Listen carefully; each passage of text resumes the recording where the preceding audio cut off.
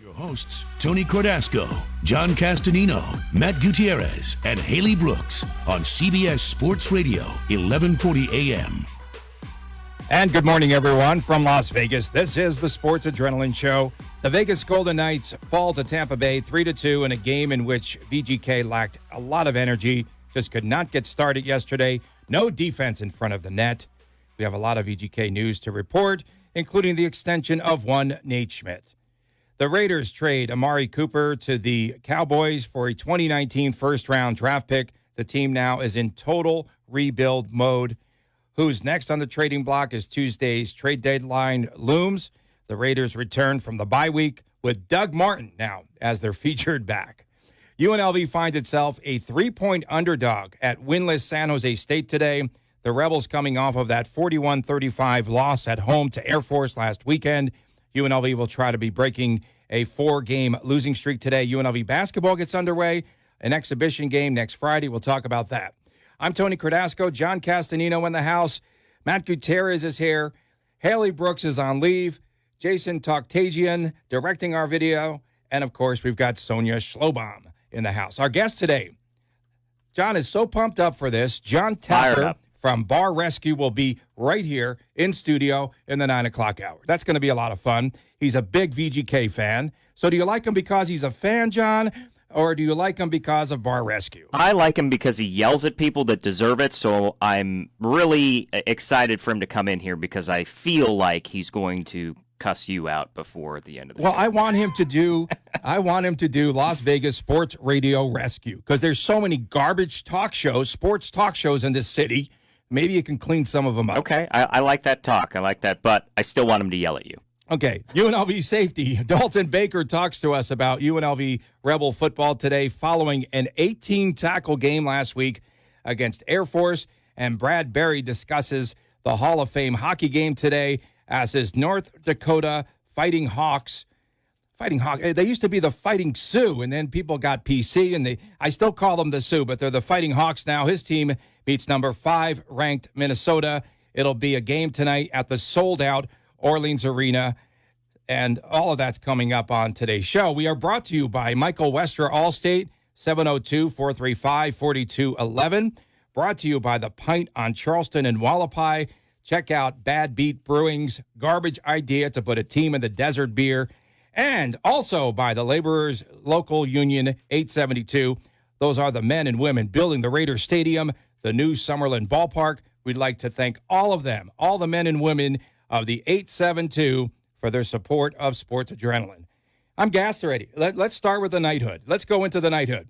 So they had a Friday matinee, Tampa Bay, Nevada Day, over at T-Mobile Arena. That place was absolutely flat. I watched the game on TV. Was it quiet in there? No. The arena looked absolutely dead. People were sitting on their hands late in the game. They're only down a goal, right? They lose the game 3-2. The Golden Knights had that game tied up at 1-1. Lightning pretty much, I thought, took over control. Lightning now a very hot team at 6-0-1 of their last 7. To me, there was a lack of defense in front of the VGK net, and that hurt the Golden Knights again. I thought that was the deciding factor. The second period was bad, just as far as the game flow was concerned. No question. They spent the majority of the second period in their defensive end. I felt the energy from the team itself in the second was bad overall. They just didn't have much. Their power play was terrible for the majority of the night, as it has been for the majority of the season. John, what were they on the power play yesterday? They did get one in. They got one. One for 5 or one for 4? Well, they're still the worst in the league, so they're not climbing out of the cellar. Close. 3 of 33 now? Is that it? It's 3 goals. I do know that. 33. Mm-hmm. Okay. Something like that. But, yeah, I mean, second period, absolutely. Third period, different story, right? But you can't. So last year, all year, and any Golden Knights fan knows this, they typical fast starts. They started fast. They were playing from in front. This team, like any team, though, I mean, you're going to play from behind in phases throughout the year, but this team clearly, it struggles a little bit more when it's playing catch-up. I mean, they tie it up 1-1, but then they go behind 2-1, 3-1, and they look slow in that second period. I was really did. Disappointed. I mean, because we know this team is better than what it is, but Pacioretty goes down. Marcia Show was late coming out for the start of the third. That was just an equipment issue, according to Gerard Gallant. But, I mean, when you have that kind of flux in game, especially like that, that's tough to deal with, I think. And there's just no consistency here. No panic unless Pacioretty's out for an extended period of time. I guess we're going to find out hopefully a little bit more today, but Gerard Gallant, always close to the vest. He just said yesterday, he said, we will know more today. Day to day, right? Right, like, which that's probably always. what it'll be. You know, he took a shoulder in the jaw. Yeah, he and did. went off the ice immediately. I didn't like the lineup changes last night. I'm okay with England coming in because he is the veteran on that defensive It's his bobblehead night. front and his bobblehead night. But I felt Brad Hunt should have stayed in the lineup. I think you could have found a spot for him. He's played really well. And then why was Nosek out of the game? If you want to take Hika out and bring either Carpenter or Lindbergh back in, that's fine. But why are you taking Tomas Nosek out of the game? But why are they forcing Lindbergh back into the lineup? That's a good point. Or Carpenter, he had a really for that nice matter. screen in front of the net on the Theodore goal, but other than that, he didn't bring any new energy or anything else, I don't think. And then, here's one of the issues I had. So Brady McNabb and Colin Miller just standing in front of the net when that Tyler Johnson goal happened there in the first period. Yeah, they were just standing there. That was a weird play, though. There was a lot of there's a lot of traffic. Yep. The puck took a weird rebound off to the side a little bit. Fleury's diving for it. There was just a lot going on, and I think the puck just got lost. Honestly, I don't know that's a defensive lap as much as it is. They just couldn't find the puck. The Lightning are really good in the penalty kill. They just allowed their second power play goal yesterday in 37 opportunities when Carlson scored. And how did he score? Off of a one face-off, guys.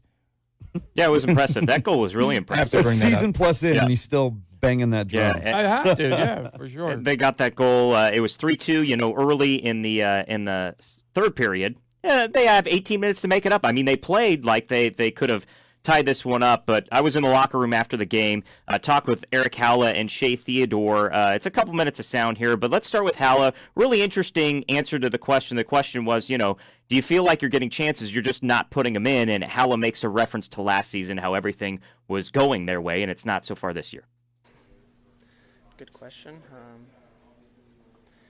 You just got to keep going. Chances are always good. It's a good sign. It does feel like last year things were going right, and I talked about how it's a little bit easier when you're above 500, and then you're slumping a little bit. It's tougher to score, but right now it's happening in the beginning. It could be a positive thing, and I'm sure we'll jump out of it and come out strong. How hard has it been for you personally? Because you've gone through a couple of different line mates. You lose Max early in the game, and how hard is it to adjust in game to something like that? No, it's those are all excuses. I just focus on my game, and overall, myself, the team, we weren't good enough in the first two, and I thought we found our legs, found our game in the third, and that's going to lead to positive things.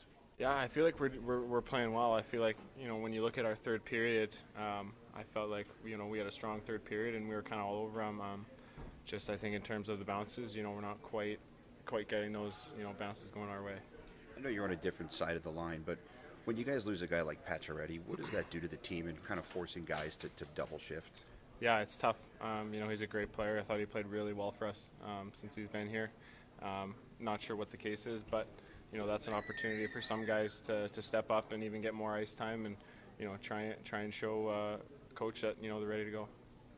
Shea, how does you guys played from behind for most of this game? How does that change your game, or do you feel like it changes your game? Does it put you in a bad spot?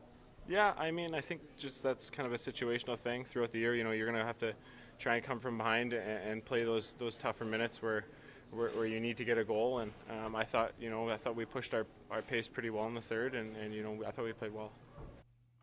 So clearly, it's a team, like I said, you're going to play from behind a lot of times this season. It just seems the Golden Knights don't have the mojo. And then Eric Halla, he said maybe this is a good thing. And again, I think once they find their way, listen, you can't make a Stanley Cup final with a bad roster. And the roster's essentially the same this season. So this is a good hockey team. They're just trying to find their way early on this season. It's really the first adversity, besides that short stretch last season where they had a long road trip and didn't really play that well. Outside of that, this team's been really consistent. They played with 5 goalies at one point last season, so they've faced adversity. The problem is they're banged up all over the roster right now with Schmidt being on suspension, and now Pacioretty's out. Stasny's been out since the 3rd game of the season. As soon as he goes out, you get Eakin back. Tuck just got back. There is so much flux within lines 2, 3, and 2 and 3 really. 4's been fine, 1's been fine. There's so much flux in those middle lines with those forwards that they can't get any consistency going right now, and they've just got to get everybody back. Yeah, no question. And so after Pacioretty takes that shoulder to the chin by Braden Colbert, Jonathan Marchessault skating with the second line. So let's say, Pacioretty is out for a while.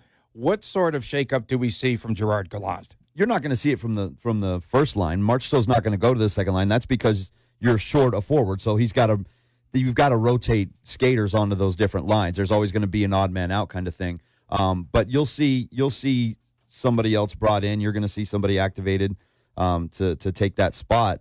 Why not Brandon Peary? You need scoring. I'd like to see him. I don't know what the deal is. But, you have Nosek, you have Hika.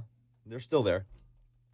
Well, yeah, Peary would be, I think ideal because we feel as though he can score.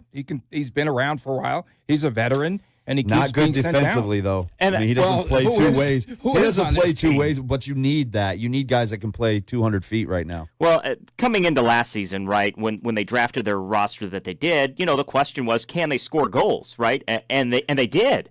So now, going back to Tony's point, I hate to reinforce his point, as far as career years and coming back to earth, I mean, that's where you're going to see it, right, is goals on the score sheet. And, I mean, we're seeing it right now. I feel like, Carlson's playing well. Marchessault's playing well. Riley Smith, I don't think he has the points yet, but he's playing well. So they're doing fine. We're going to have to see the 2, 3, and 4 lines really step up here. Well, the fourth line has been playing very well. Absolutely, absolutely. Reeves has gotten so many amazing scoring chances this season. He told me to pump the brakes last week, but it's like no, he could have a 20-goal season if he keeps on getting the chances like he's had. Yeah. I will guarantee that Jon Taffer's favorite player is Ryan Reeves. I'm going to guess that it's Ryan Reeves because. Who knew Reeves and Carrier would be so good together on that line? We always thought it would be one or the other on that line. Together, they're great. They have the most hits in the league. They're killing people right now. They're beating people up. And you don't like that game. You said no goons. Last year you said no goons. They're not gooning. They're playing within the game. Dalton Baker has risen from walk-on to scholarship player to team captain of the UNLV football Rebels. We'll hear what he has to say about this season thus far. Dalton Baker's a goon. And his team as the Rebels take on San Jose State today. Why is he playing at just 7 yards depth as a safety? We'll ask him that. Coming up next on CBS Sports Radio, 1140 a.m.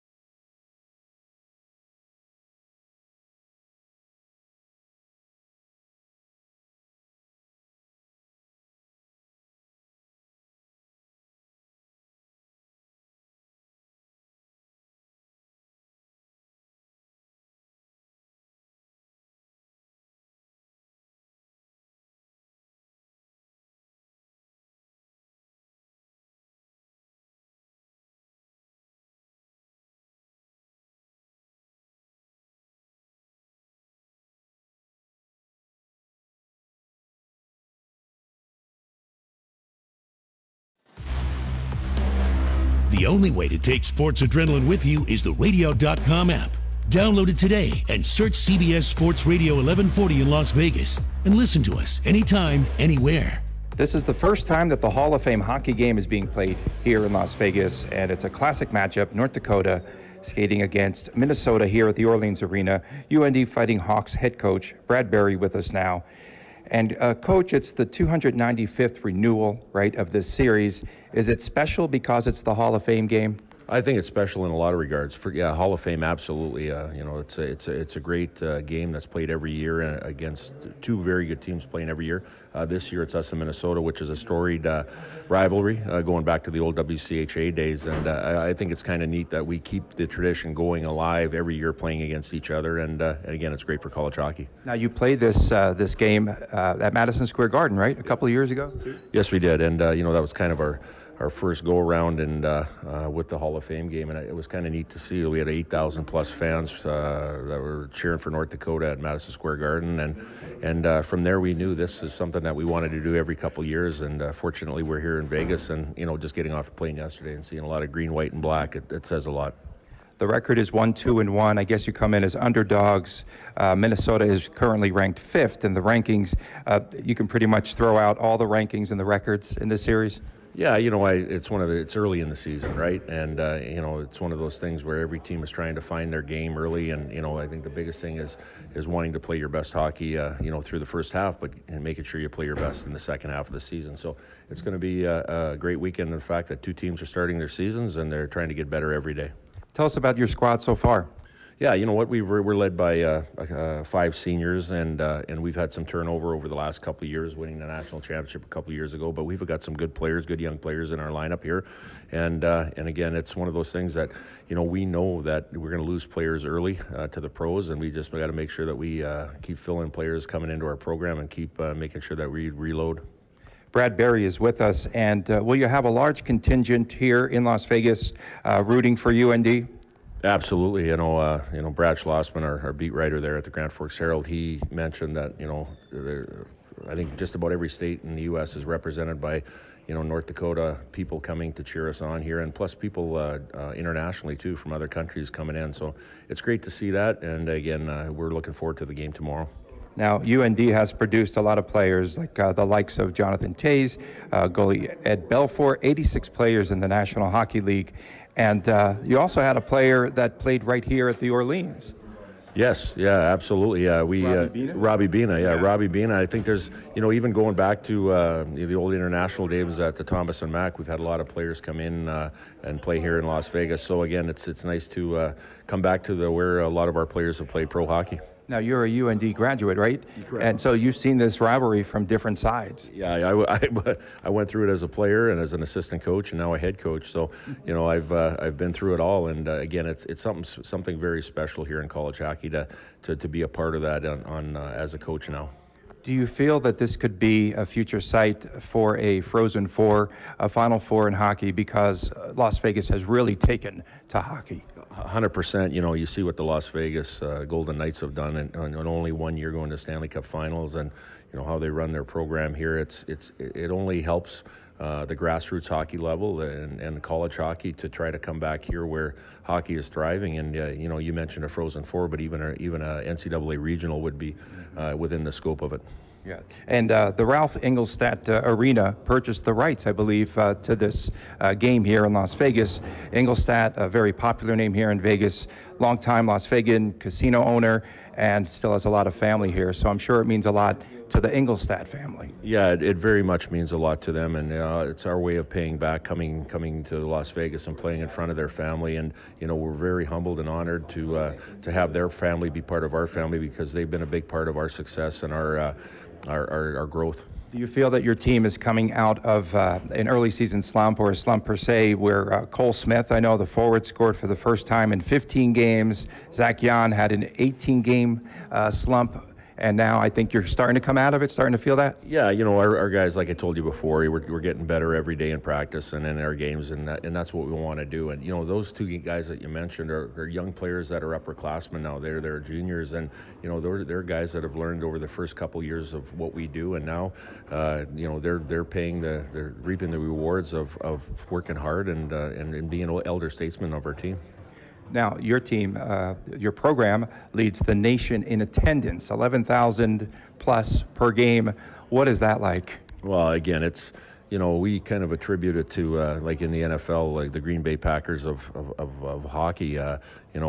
Green Bay is a very remote place, but they're the biggest market in that area, and like for us too, it's the same thing. We're in Grand Forks, North Dakota, and the passion of our not only people in town but through the state and the country, it's second to none. People fly out from over the country to come in and watch us play on the weekend, and again, we are very humbled by that. What do you think it will be like playing in a more intimate setting here at the Orleans Arena? It'll be great, and the fact that this is a great hockey environment. I know they had the Las Vegas Wranglers here, and they did very well, and it's a venue that's a good size here, and I know there's going to be a lot of green, white, and black cheering us on here. You're hoping to get back to the NCAA tournament this year. The streak of 15 years was snapped last season, and is that attributed mostly to a lot of injuries? I think you lost a player or two to the Olympics and what have you. Yeah, we did.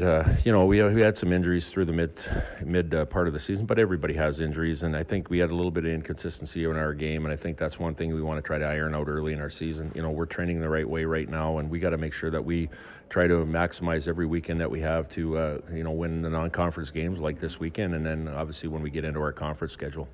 Coach Brad Berry, thank you so much for joining us. We appreciate it. Thank you. And that's, again, Brad Berry, the North Dakota head coach, who believes that a Frozen Four could happen here in Vegas, or at least a regional.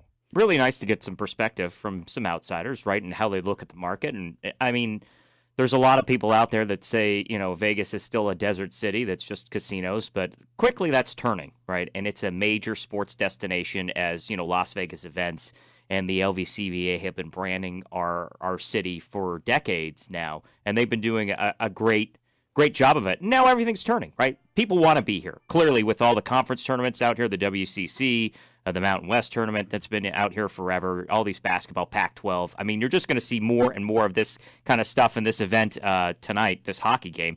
I didn't know this rivalry was as long or as expansive as it was. It's and pretty close cool. for that pretty matter. Cool. I think a lot of locals would be intrigued and probably showing up tonight, considering the attendance. The tickets went on sale, and they sold out in a hurry. 284 games played between these two. 139, 130, and 15 overall record Minnesota leads. I mean, that's what you want out of a rivalry. I mean, it's not like the Cardinals and Cubs where the Cardinals just dominate, right, John? What? Stop. You want to see a close rivalry when it's something like this. I didn't watch that walk-off last night because I didn't care because it was the Dodgers. You know who did? I did. Didn't care. I mean, it's funny that it took the Golden Knights for people to realize what kind of sports city this was. And Tony, you just mentioned all the different conference tournaments that are here. The atmosphere that Thomas and Mack used to be for UNLV basketball when it was good. We've known, being here forever, that this city has amazing sports fans from top to bottom, but it took something like the Golden Knights on such a national level for everybody to realize just how great this market is for sports. And Minnesota comes in ranked 5th in the nation, but as we said in that interview, you can throw out all the records because this is just an amazing rivalry. In sports, I think it's the third longest running hockey rivalry in college athletics, but it's going to be crazy over there at the Orleans today. And I'll bet the fans are going to turn out, right? They're going to travel, and we're going to see what a really cool college atmosphere is like because we don't get a lot of that. I mean, we get it with the Runnin' Rebels when they're good, right? And the Max being packed. And you get a good student section out there, but typically we don't see that. And we got a little bit of it when Arizona State, their hockey program, came out here, and we went to that game last year, guys. The fans were really into it. I really enjoyed that. And I think we're going to get that. And that's, when the WCC tournament comes to town, we get, again, that student vibe that we're just kind of missing. You get the Gonzaga and the BYU fans that get in there. There's a big tailgate, a huge tailgate party out there today before the game. Great. I believe it. And you know they know how to tailgate in the Midwest, man. They know what's going on. But a Frozen Four would be amazing here. Bring the Final Four here. You can throw everything in T-Mobile. I'd like to see these two teams come back and throw UNLV into the fold as well and have, a little 4-team tournament or something at T-Mobile. You'd pack the house for that. Guaranteed you'd pack the house. Yeah, and UNLV's building its way towards that, which is great. Yeah. It's really encouraging. You talk about a good way to run a program, a college program. UNLV hockey's doing a pretty good job. Board, Granted, the Golden Knights have helped them out quite a bit, but really the management over there is econ, and we had Nick Raboni on the air a couple weeks ago. I mean, they're doing a phenomenal job over there. Can't say enough. And there's a lot of buzz just about UNLV hockey, which who knew? There's hockey in general in this city. Yeah, I mean, there's not a lot of buzz surrounding UNLV football right now. Nor should there be. Yeah. We'll talk about UNLV football exactly. after the break. And coming up in hour number 2, oh boy, this is going to be a lot of fun. Jon Taffer, VGK fan, the guy that is the host of Bar Rescue. Over 160 episodes now, deep in 6 years. John has them all Shut it down. Shut it down. All right. Stay tuned. Much are on the way on CBS Sports Radio, 1140 a.m.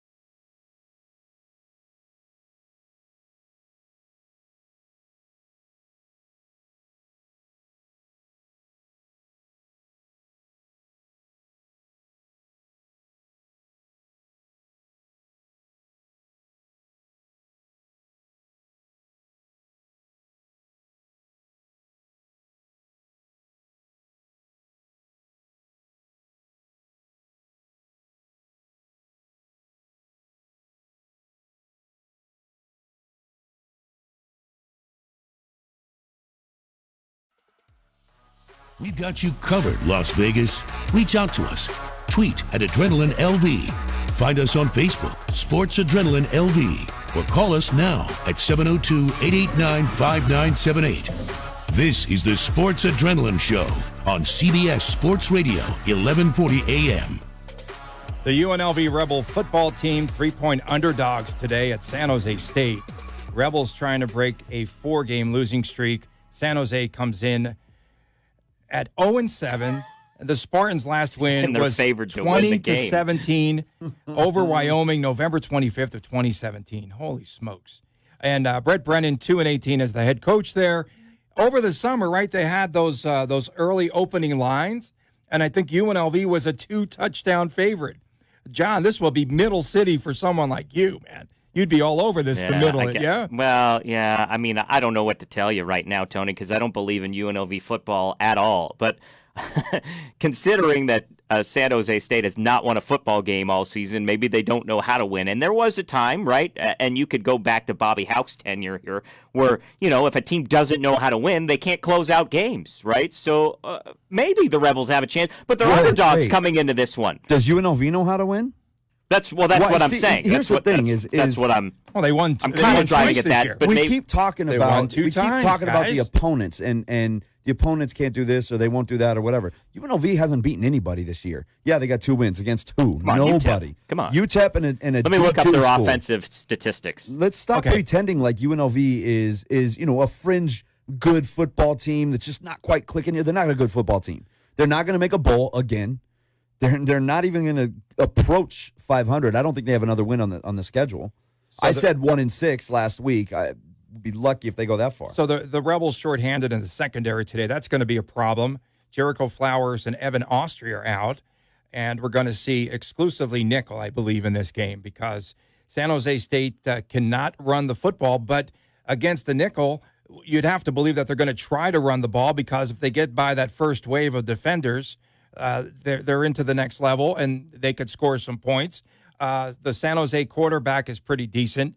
Josh Love averages 241 yards a game. What was confounding to me last week was that UNLV allowed Air Force to throw the football well against them. But that shows you what you're looking at here with this team, both offensively and defensively. San Jose can't run the ball, but they will. They will against UNLV because UNLV can't stop anybody. They're giving up 500 yards a game now. And when you have a team like Air Force that doesn't, this was the first time they passed for over 200 yards this season.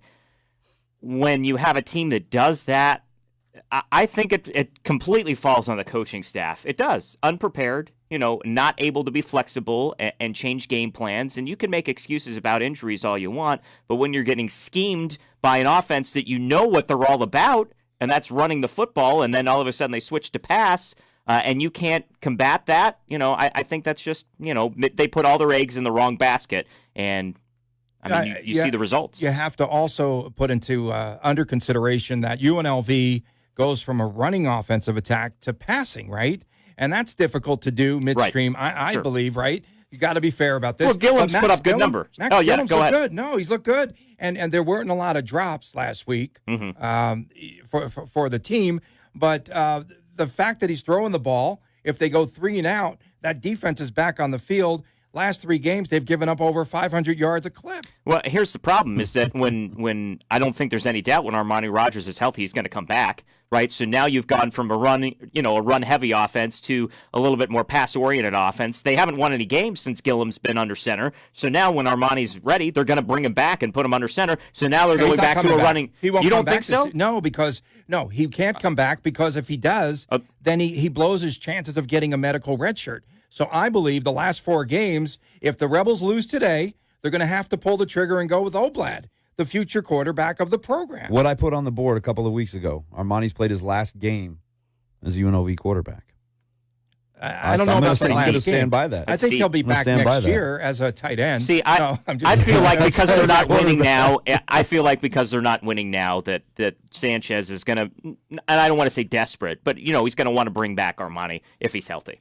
Okay, so I talked to Coach Sanchez, went to the UNLV Football Foundation fundraiser this week, and he just said, he believes that the team is actually playing hard still. He hasn't lost them entirely. They have not quit. They haven't quit. because they That's tried to come orange back in the slice game. stuff, man. Why is there only one interception with his team? We talked to Tim not Skipper good, about this. maybe? This was a concern heading into the season. I mean, and then we talked to Dalton Baker, and he's not playing at the right depth for his safety. So anything over the top is at least a 20-yard gain. They're not good. That's why they only have one interception. Prairie View, A&M, and UTEP. Those are their wins. That's it. All right, so I'm going to change. I had a prediction. Okay. It was UNLV will lose today to San Jose State and beat Fresno. They'll beat Fresno. That's the type of They're going to team win the this next is. 2 games. Mark it down. Now, level of confidence on that, I'm going to go with 3%, but I'm going to go ahead and predict it. Here's my stunner. They're going to Back-to-back They're going to wins. double their win total. Full hope in the still next 2 alive. Oh, Yeah! Get out of here. You want to know my stunner? It's I think absurd. UNLV beats San Diego State. I'll put that man. on the prediction. Is that- San would Diego be State's 3 in going a to row? run for 7,000 yards in that game. It's a new NCAA record right there. San Jose State's been very competitive. They lost to Hawaii in 5 overtimes, 44-41. And they lost to, I think it was Colorado State, 42-30. They scored all 30 points in the third quarter of the game, and San Diego State 16-13 last week. That game's coming up today. UNLV is going to need 55 to win this game. Coming up in hour number 2. Take the over. It's at 60. Jon Taffer, Vegas Golden Knights fan, the host of Bar Rescue. Much, much more is on the way. Stay tuned right here on the Sports Adrenaline Show, CBS Sports Radio, 1140 a.m.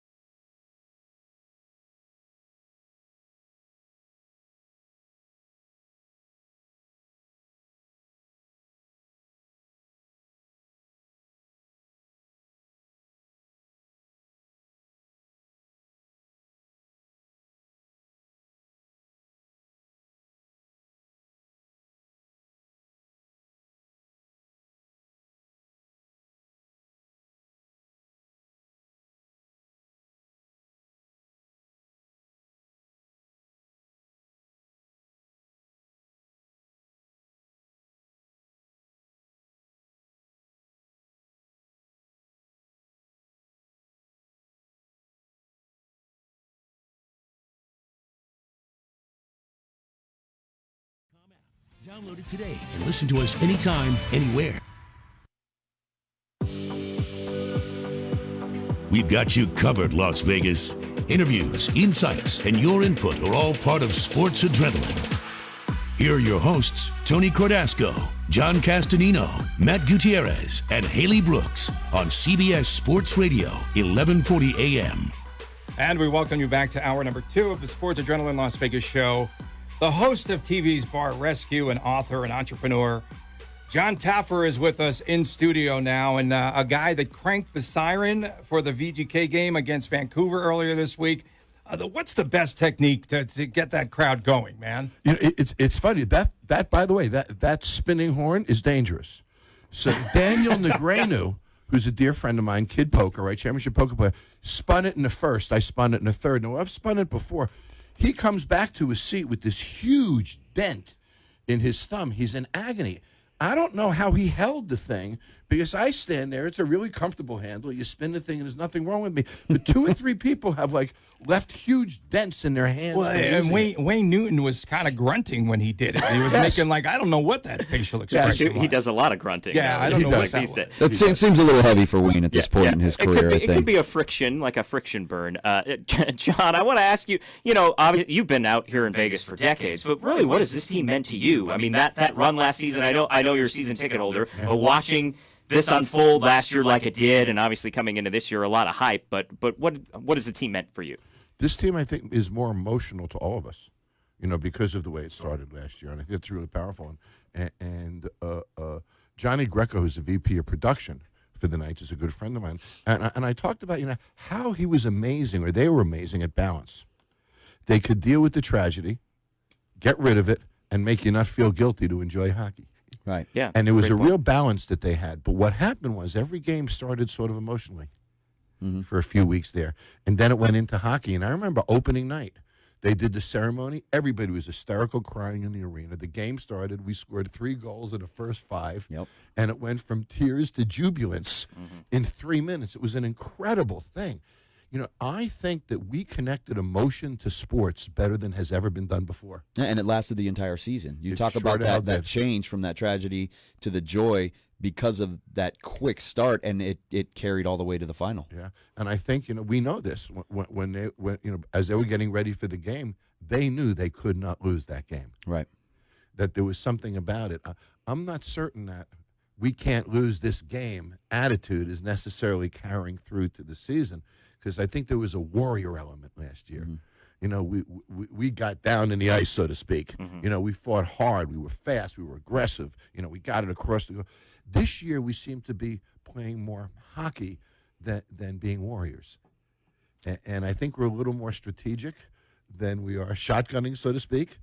But I think that signature style of play that we had has been a little diluted. Now, who's your favorite player on this team? I guessed earlier, but who's your favorite player? It's funny. I saw a photo bomb with Derek England in it, but that's not it. Go ahead. Who is the one when I was sitting next to the bench. Yeah. Actually, my favorite player is going to surprise you, and he became my favorite player last year, Bellemare. Nice. That's a good one. Good. And I'm just glad you're wrong, Tony. I thought a guy like Reeves would definitely. Well, I love Reeves. Don't get me wrong. I mean, I love a bulldog. I love Reeves. Yeah. I love his whole attitude on the ice. I love that. He can get that penalty when he needs it. He's actually got some goals, and he's been a pretty good offensive player at moments, which has surprised me. He's one of the top offensive players. He is. But last year, there was a play where Bellemare got sticked in the face. He dropped down on all 4. And I'm telling you, he was semi-conscious. The blood dripped down on the ice. I remember that. I remember that. And now. he crawled away. And the way he was crawling away, you knew he was semi-conscious. I mean, he probably did not have any clue where he was. They got him into the locker room. They scraped and cleaned all the blood off the ice, repaired the ice. The game started. You figure you're not going to see Bellemare for a week, 2 weeks, 10 days? About a minute and a half later, who skates out on the ice? That guy. And 8 or 9 stitches. It was, or 12 stitches. I can't remember the number. And you ever see his face at that time? Yeah. That's what I mean by warriors. Yeah. And that was really late in the season, too. I mean, that was it was amazing. And John can speak to this. Just being able to talk to him in the locker room, one of the best guys in that room, definitely a leader of that team. Loves the city. He does. He loves it here. Absolutely loves it. Never thought that any place like this could be home, and he's completely adopted this city. And he's been a pretty good offensive contributor this season. Yeah. The fourth line, his line is really, they really dominate the puck when they need to. And Reeves has gotten a ton of scoring chances, so I think, 20-goal season is in the cards. But going back to what you were saying about the Warrior mentality, I agree with you to a certain extent. Now, the injuries don't help that, but you're right. I mean, last year it was them versus the world.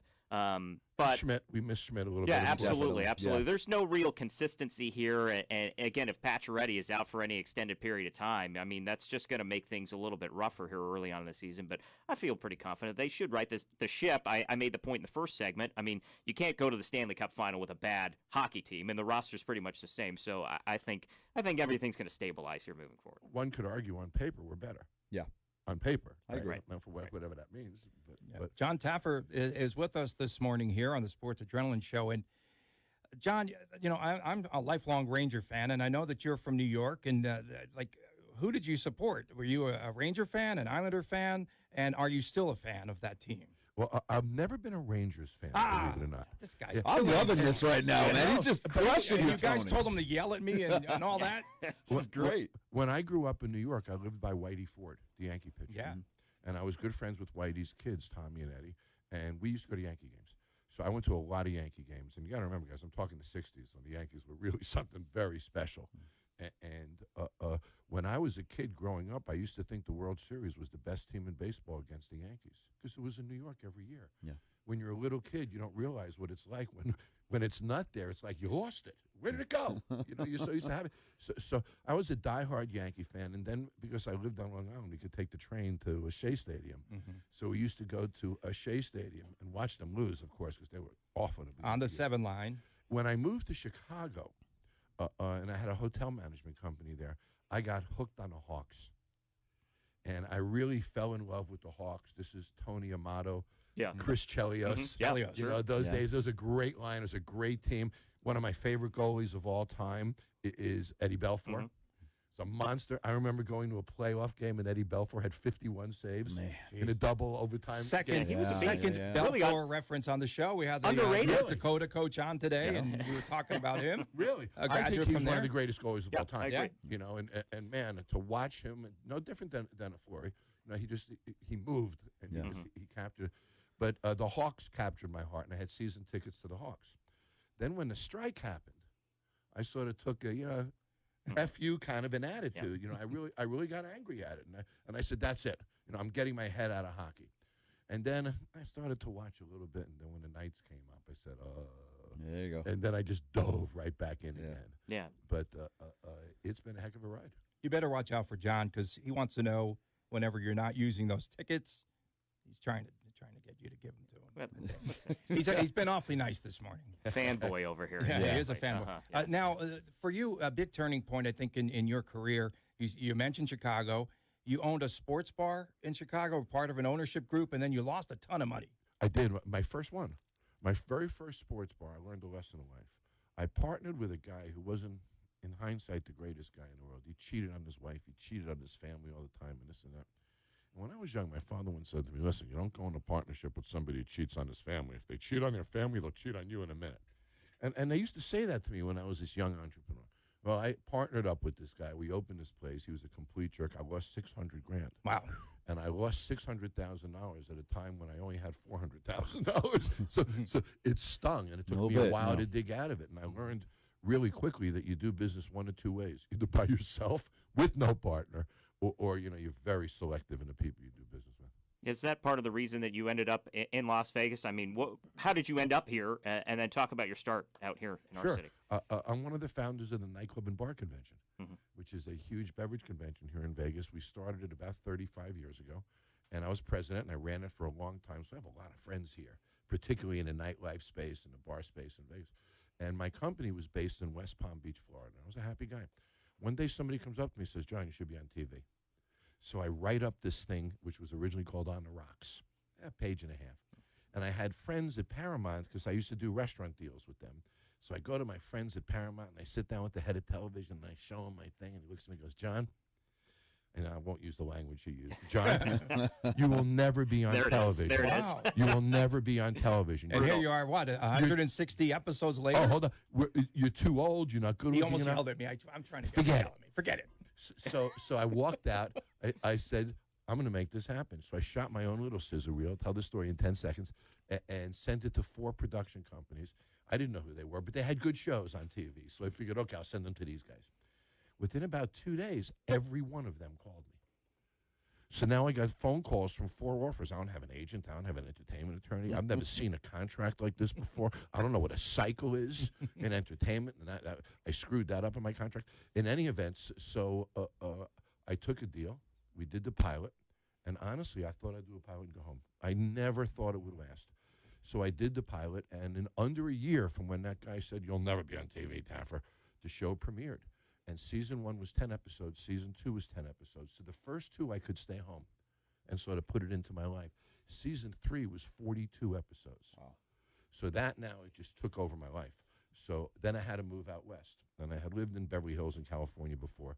And I said to myself, would I rather live in L.A. or Las Vegas? And that was a complete no-brainer for me. So I moved here, got a house in Summerlin. And I've got to tell you, I lived here now 6 years. I would not move anywhere ever. And I think that this town has the greatest sense of community of any place I've ever lived. Vegas is really special, and people picture blinking lights. That's not what this town is about. There are neighborhoods and people like us that live here have a very deep connection. It's a very special place. Well, you've got Tony's been here for 40 years. John and I are both natives, born and raised. My grandfather was born and raised here. So wow. we love to hear that kind of stuff, especially coming from the East Coast, because you do get that stigma of it's nothing more than the Strip, and there's people living in hotels and all of that garbage. Oh, it's right? But try to find a sense of community in a place like New York or Los Angeles or even San Francisco. Mm-hmm. These, even though there's neighborhoods, they don't become communities. People stay apart. They push apart. Right. I think one of the reasons why this city is so special is because we don't really have farming. We don't have industry. We're a hospitality town. Right. We're an entertainment town. And we're all in that same business. Vegas makes people smile. That's what we do. Stay tuned. We have more on the way with Jon Taffer. We'll talk about Bar Rescue. We'll talk about his book, which we can't say the entire title of the book. Don't BS There's a bleep. yourself. Yeah, there's a bleep. Don't bleep yourself. Yeah. Okay, stay tuned. Much more on the way. You're listening to the Sports Adrenaline Las Vegas show on CBS Sports Radio, 1140.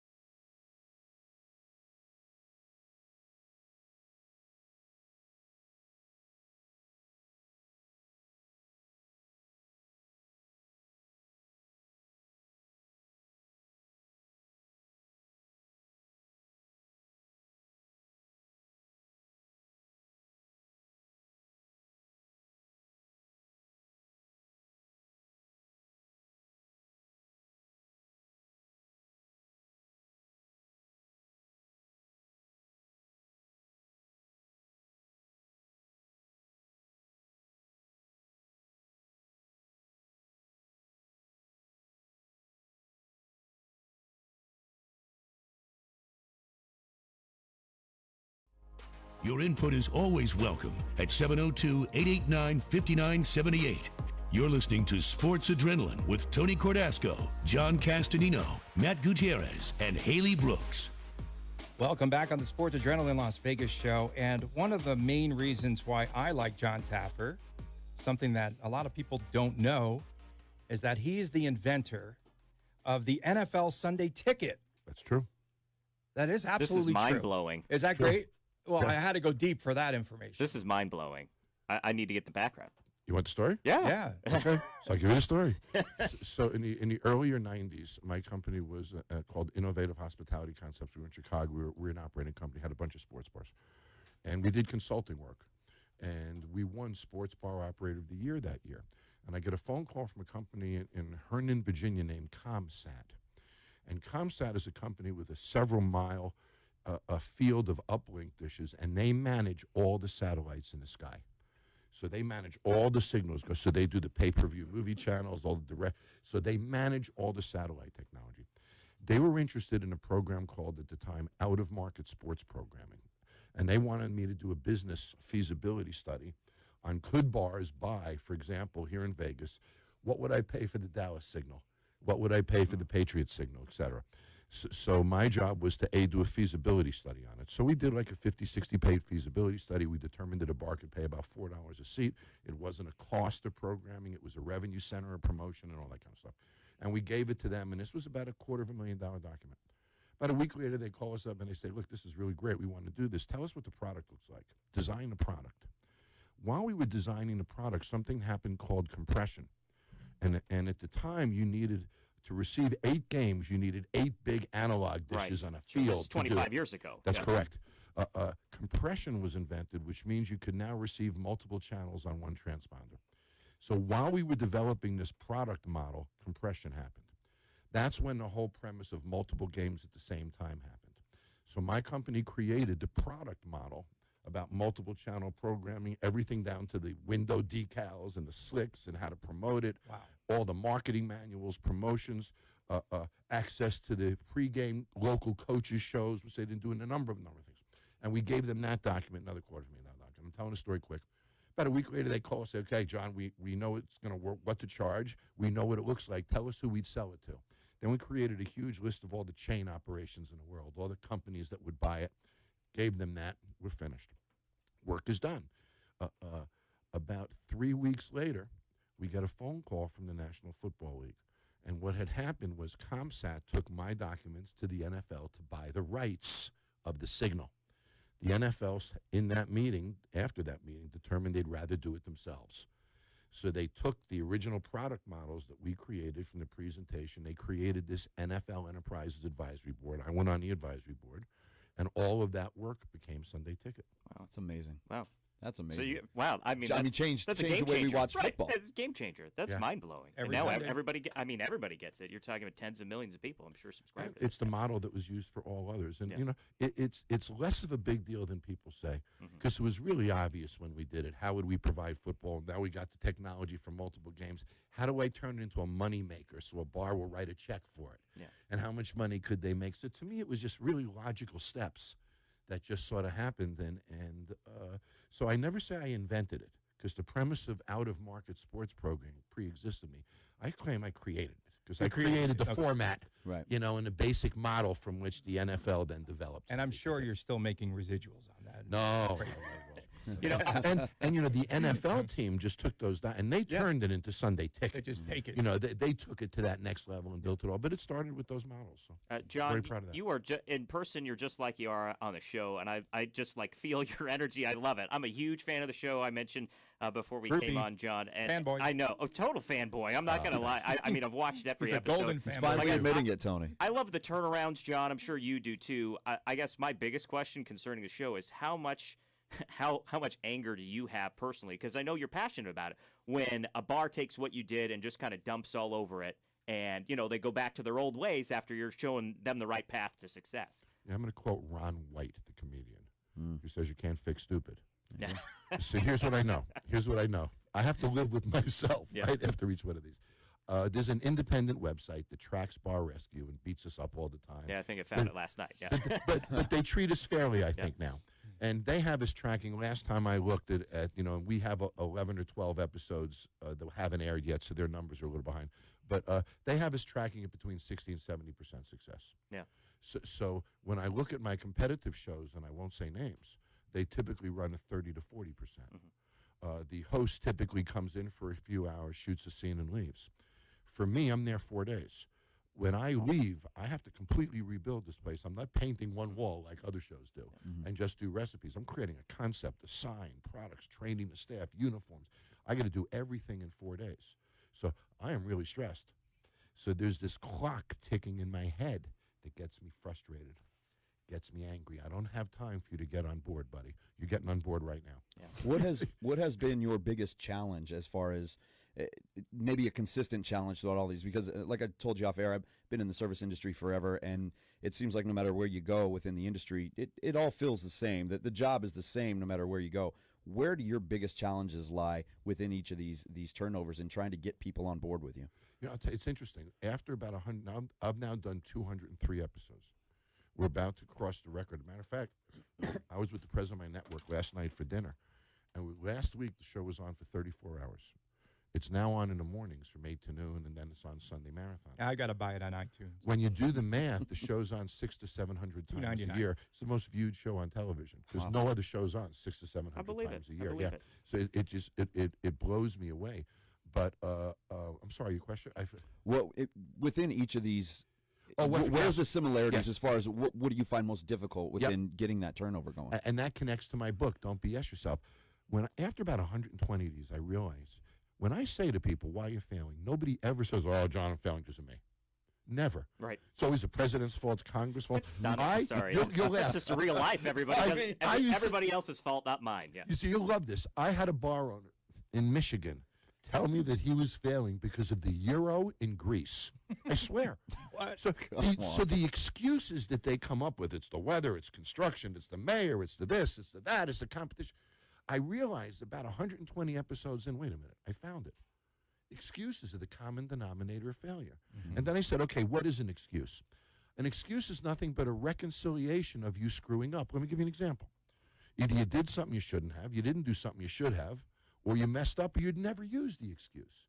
So an excuse is this internal thing that we do that makes us feel good about screwing up. Yeah, man. So that's a great way to put it. But that's what happens. Yeah. And we cuddle up that night with that excuse and we go to sleep.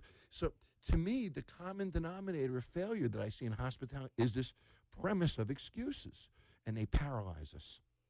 This excuse of fear is a great one. Oh, I'm not scared about doing it. You're scared of something millions of people have already done. Come on. Right. Yeah. We're not standing on the edge of a cliff here. I love that one. I love ego. There's another big one. You ever notice the guy with the biggest ego is the thinnest wallet? Right? There's some kind of connection there. And the guy that yells the most, that yells the most in the sports book, John. Yeah. So my whole logic and the way I try to help people is I expose this whole thing of excuses, and then in my book I identify the 6 biggest excuses and then destroy them in your mind. So what do you got now? Yeah. So that to me seems the big, and you see it in this business. Servers have excuses for not doing things. Managers have excuses. Oh, I got to do this now, not that. I love the excuse of time. I didn't have the time. You had the time to be on social media for an hour and a half this morning, but you didn't have the time for this. Again, another one we use with Tony all the time. Me, we love it, Tony. So anytime he says we don't have the time, what he's telling you is, I blew you off, man. I blew you off, dude. So Jon Taffer is our guest. So how many bars actually apply to be on the show? Oh, thousands. Thousands. And guys, all this surprises me. I thought I would do a pilot and go home. So, 203 episodes later, we have thousands. And then I think to myself, why would they sign up for this, for me to beat the heck out of them on national television? And I don't look at the casting reels. I don't do any of that because I go in fresh. I don't want to know anything when I get there. It's just the way that I like to make the show. And most people have story producers that interact with I don't have any of that stuff. It's all led by me in real time. Nothing is scripted. That's why the show works, because it is me, and I'm just following it, and the cameras have no idea where I'm going It's next. authentic. And the people in the booth have no idea what I'm doing next either. But when I go through this entire process with them, and we go through the creative end, 2 days off, do it again, 2 days off, do it again, it gets to a grind that is almost unbearable. So the key motivation in it, and it's the truth, is the hug. Do people want to throw down with you when the cameras are turned off? Yes, but that doesn't happen. So answering your previous, so when people sign up, and everybody, because I've watched casting reels after the fact, they all think that they're the one who's not going to get beat up. Oh, no, he's not going to say that stuff to me. Oh, no, don't. He'll never get away with that stuff from me. And we get a kick at it at the end of the season. We look at them, and the ones that speak the biggest, oh, no, I'll stand up. Always fall the quickest. Can you please yell at John before you leave? Please. I didn't do anything just wrong. Yell at him. You just need to be yelled at today. First of all, look at you. You're wearing a Knights hat, a Raiders shirt. There's a Fenway Park sign behind you. He's wearing a Los Angeles Dodgers shirt. Is there any loyalty in this building whatsoever? Right? There's an NSU banner. What do we got up there? Canadiens, Maple Leafs. We got Blackhawks over there. We got. Look, is there any? Pittsburgh? Oh, Purdue. So Purdue. Is there any loyalty to anything in this place other than the city of Las Vegas? You know what, John? You have to also do Las Vegas Sports Radio Bar Rescue. I mean, there's some absolutely garbage shows on the air these days. Yeah. Can you do that for us? I would do that for you. Okay. I come back every once in a while and do some kind of rescue bit together if you guys want. I need to end on this. We got to put the screws to John because you always have radio hosts go into the bars to scope them out. I would love it if you need to sent bring in the us Sports in. Adrenaline. Bring us in. Yeah, Done. I would love it. Done. Next time we're in town, we'll do it. All right, that'd be amazing. Awesome. Yeah, John, thank you so much for joining us. Of this course, was fun. John Taffer, Bar Rescue, Don't BS Yourself, the book, and podcast. And podcast. Thanks for inventing the NFL Sunday Ticket. It's the best.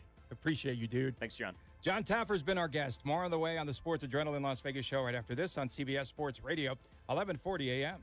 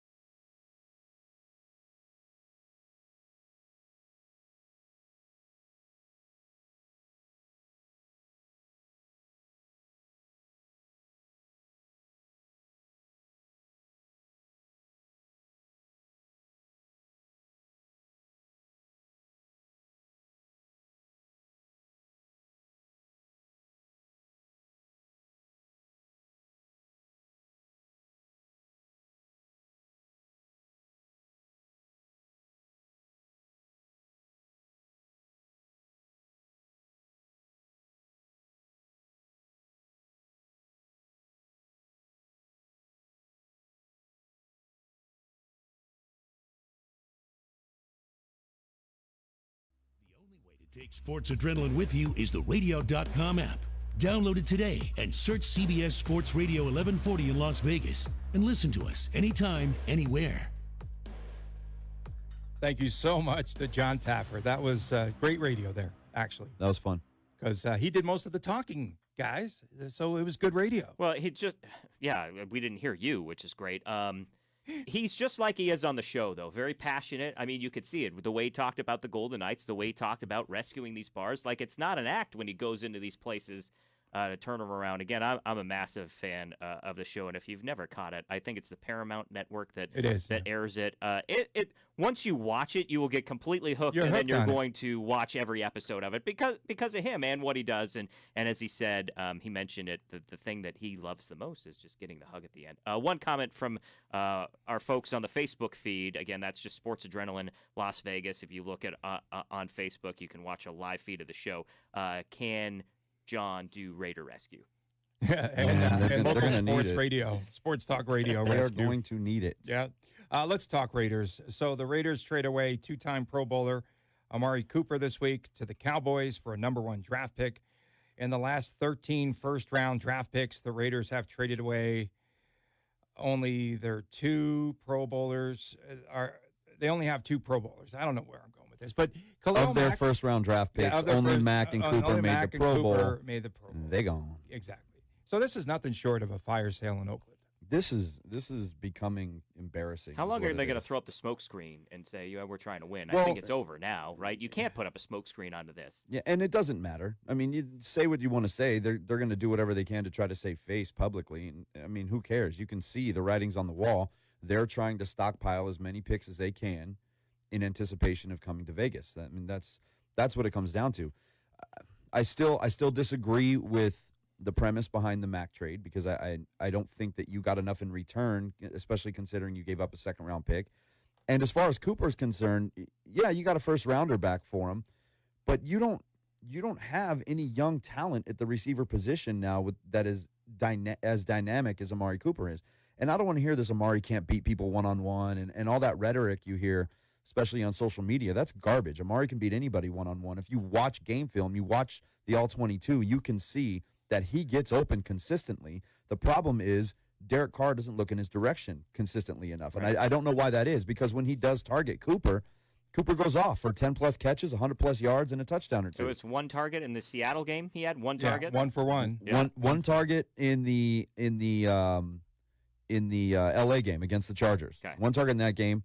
He did nothing against Seattle. He's invisible because all of the receivers have become invisible because they're not throwing the ball to receivers. This isn't a Cooper problem, in my opinion. This is an offensive scheme, Derek Carr offensive line problem.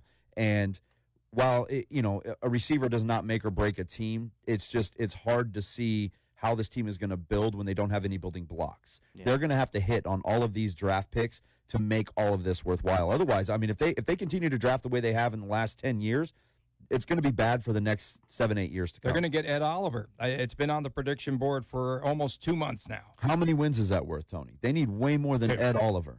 Going back to your point about Mack and not getting enough back, I don't know if you saw this report, Tony, but it came out this week about the Jets. Well, I mean, half the league called, right, about Mack. I'm sure, yeah. But the Jets apparently were willing to part with a couple first-rounders, or they had to put up a first- and second-rounder, and the Raiders didn't even call them back and counter. They got the Bears offer, and they ran with it. They didn't even see if they could, out of the 2 teams. The Jets have $90 million. They have $90 million in cap space. It would have made all the sense in the world. Right. They didn't even call him back, though, is the point. So it's Gruden's going to do what he wants to do. If he wants to blow off somebody, he's not going to put 2 teams against themselves to bid them up. It's just it's clearly, I mean, it's been proven his way, and that's the only way. I feel it was some of that. I also feel like it was a timing issue because you were right up against it for the season starting. It was a week before the season started, and I think Gruden saw 2 first-rounders and didn't care about anything else because we got to get the season started. I don't want to deal with this guy because he's not in camp. This is my team now. Let's just take it and run. When in hindsight, the deal could have been done a lot better. You still could have gotten 2 first-rounders without having to give up a second-rounder for him. The problem is you talk about all the holes on this team. You created more holes. Now you have to go find a top receiver. You have to go find a top running back. You have to go find a top D end. There are so many holes on this team that 5 first-round draft picks are not going to solve. Everybody assumes that now they have 5 first-round draft picks. They're going to be 1 through 3 in 2019 and 1 and 2 in 2020. That's not the way it works. These can be spread out throughout the entire first round. You have no idea who's going to be there when you pick. And what I was saying before we came on here this morning, so you don't think there's any chance that the Raiders trade any of these first-rounders to get more pieces down the road? I mean, I would think that's a lot of bargaining power that they're going to have. Not that there's not a chance, but then what good was it to trade guys that are first-round caliber to collect a couple of 2s or 3s to trade down? I feel like you come out on the short end on that, unless, again, you are able to hit on every single draft pick. If you trade one of these mid-round or mid-selection first-round picks and you get a second and a third and you nail that second and third-round pick, then good. You came out on top. But it's not every season that a Maurice Hurst falls down to the 5th round, and you can pick a guy like that. They do have what my favorite F word is, flexible. They have flexibility, right? Taffer's favorite F word might be something else, but flexible. They have flexibility, do they? which a lot of teams don't. What do you mean? With 5 first-round picks, that provides some flexibility in the draft. Yes and no, because you're looking at what's most likely going to be a 1-15, 2-14 team. Ugh. That is a bad roster that needs a lot of work. And you can talk about being able to sign free agents and things like that, but they're not coming in 2019 because, A, you don't know where they're going to play. B, this is an absolute dumpster fire. It's going to be until 2020 before you can really start to attract top free agents without having to overpay for them. So the trade deadline is Tuesday. It's another chance having to play a game on Sunday against the Colts, which no one's talking about. It's a chance for John Gruden and for Reggie McKenzie, I think, to evaluate the team and also to showcase players that might get some added value, like Carl Joseph, Gary Conley. That's an interesting one. Is he on the block? Is anyone safe on this team? They need defensive secondary help big time. They need secondary help as much as anything else on that team. Connolly has proven that he can cover. He's getting lost in schemes a little bit, but let's be honest, he hasn't been on the field. Put him out on the field. Your season's already lost. Let this kid play. You should not be trading a guy like that who's shown potential to be a top corner in this league. Here's a big hypothetical. Somebody just threw this as a comment on Facebook, right? What about Marshawn Lynch done for the season? Could be done for his career. He's not coming back. There's no way he plays for the Bell traded to the Raiders. Jets. The Jets are going to go after Le'Veon Bell, marquee running back. He's you got can to build sign your first. offense around that. That's the thing is he's.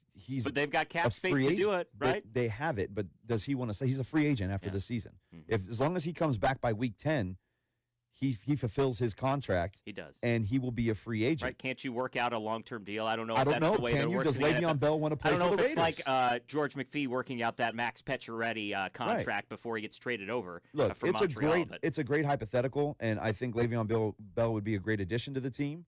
But does he want to play for the Raiders? I mean, that's the biggest question. This isn't a trade where a guy I'd rather pay the money left. to Le'Veon Bell than to, again, Khalil Mack. As much as they both deserve it, Bell has a long track record of gaining yards and scoring touchdowns, which wins football games. And a shorter shelf life. So what is he, 29, 30? No, he's 27? I don't think he's that old yet. He's in his later 20s. But just in general, running back has a shorter shelf life. That's just the nature of the position. What's amazing is Cooper is 23, 24? Oh, he's a kid. And he's still going to grow a lot more. He's only in his 4th season. I think it's a good trade for both sides. And then I also like to see Marcel Aitman, who we forgot about because he's been stuck on the practice squad. He's been on the practice squad. He had a really good preseason. He was one of the top preseason receivers in the game. I think he's going to emerge. Completely different receiver than Cooper, though. He's not a quick guy. He's not a separation guy. He's a good route runner with good hands. He's a bigger body, but he's not a blow by a secondary kind of guy. But he can be a good receiver. Get the ball to this kid. Let him move the chains for you.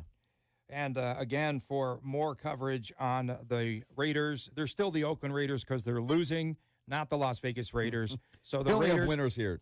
Silver and black today on Sunday mornings in this time slot from 8 to 10 a.m. Stay tuned. More on the way right here on the Sports Adrenaline Las Vegas show. CBS Sports Radio, 1140 a.m.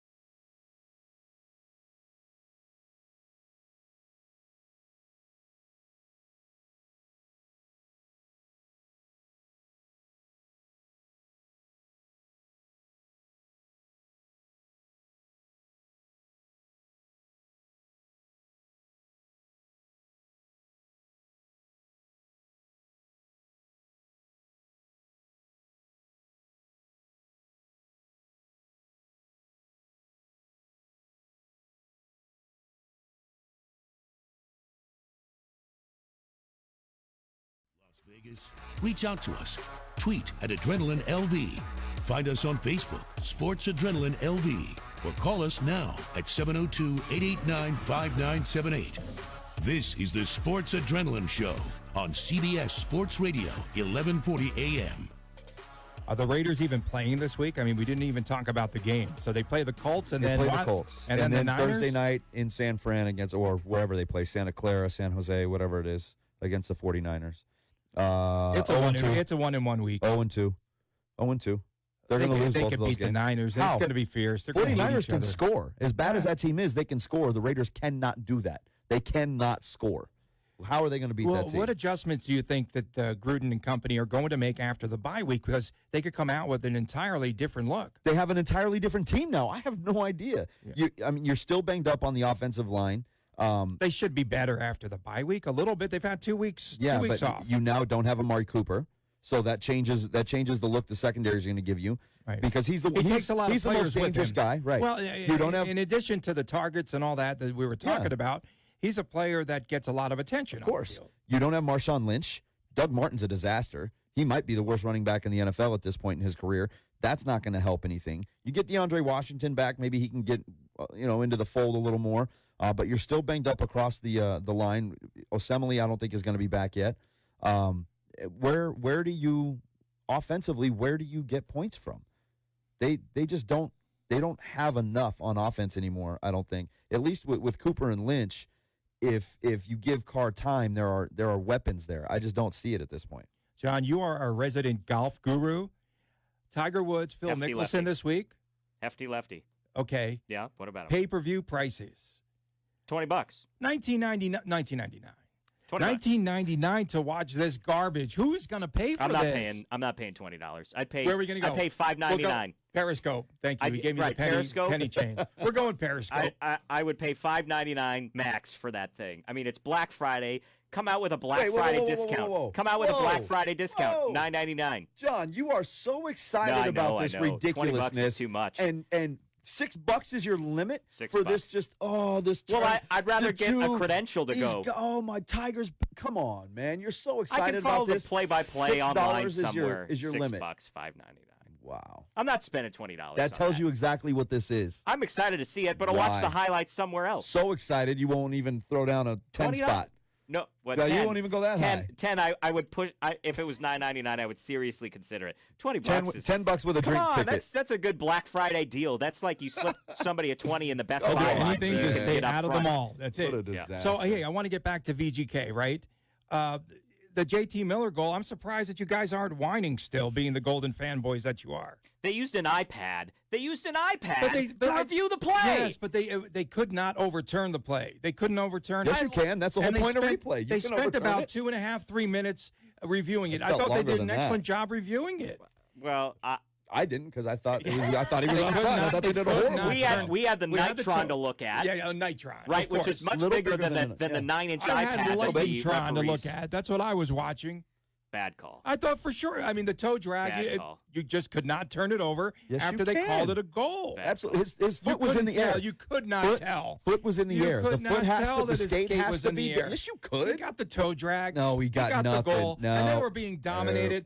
And I'll tell you what. McNabb is a better player without his hockey stick than he is with his stick. I don't know about that because. Oh, my goodness. Well, let's talk about that. He picked it up and the Lightning scored. Two guys lost their stick on that Eakin one. Dropped it. Eakin and McNabb. What are you guys doing? Yeah. What do you get some stick 'em? Go talk to Blitnikoff. Yeah. All right, he's Vegas family now. Go talk to Blitnikoff. Get some stick 'em on your gloves and hang on to your damn stick. Why is everybody dropping their stick out there? Now, what about Shea Theodore? He becomes the first defenseman to score a goal this season for the Golden Knights. They've got some issues, guys. I know that you guys are just seeing the VGK way. No, it's inconsistency. But there's a lot of issues with this team. Lack of defense. It's inconsistency. The power play just stinks. Early on in the season. There's nothing to really worry about. They're still trying to find their flow and their mojo and maybe a little bit of their identity, Tony, because this is a team that nobody thought anything of, yet made it to a Stanley Cup final last year, and now they're just trying to figure out how to get back to what Jon Taffer was saying, right? That warrior mentality versus we're a good team. We just have to play like it. You're still trying to get his season tickets when he doesn't use them. They need to tread water for the next couple of months. They need to stay around this 500 mark, a little above 500, because when you get Nate back, when you get Stasny back, hopefully Pacioretty's not out long, you need to see this full team on the ice. We have yet to see the full Golden Knights roster on the ice at one time. Okay. They haven't been there yet. So tread water until you can get healthy. If they can keep this team around 500 or better by the time maybe January hits and they get everybody back, I think you'll be able to see what this team is about. I think even when they are at full strength, they still have a lot of issues. You take a look at none of those guys solve those issues. Braden Point yesterday. Stamkos. John Stamos. Stamkos. Say Vasilevsky for us. Okay, Vasilevsky. But Stamkos had that pass again. They get beaten by the back door. Yeah. Even at full strength, this has been an Achilles heel. So Nate Schmidt doesn't help the defense at all. Well, did he help in the playoffs on the back door plays? No, he didn't help at all. They only went to the Stanley Cup final. Right. So Nate Schmidt had nothing to do with anything. No one did. Hey, that big contract though. We didn't even mention it, but you can mention it. Go ahead. Big picture, I mean, right. So a 6-year extension for Nate Schmidt, average annual value, I think, of just close to $6 million. 6 times 6. Yeah. 6 times 6. I love what McPhee's doing. Whether or not it pans out and it works, I mean, we're married to these guys for the next 5-6 seasons. They've all got to pan out, right? Yeah. And maybe you miss on one. Maybe Theodore doesn't pan out, but Tuck's got to be a hit. Pacioretty and Stasny have got to be a hit, and I think defensively especially, you've got to have Nate Schmidt be a hit for this thing to work out. You locked up a lot of youth on this team. Yeah, that's what you did. You locked up a lot of youth. 12 players under the age of 30 are locked to multi-year deals, which I think could be very dangerous. I'm still going to stick to that. It could be really good. It's a great risk. It could be great, too. Like I said to someone on Twitter this week, this isn't the 79 through 84 Islanders that you're locking down here. But he locked up players in Washington, and look what that did for them. They were in the playoffs all the time. Now, it took a few extra steps for them to get over the hump and win the whole thing, but they were always in the playoffs.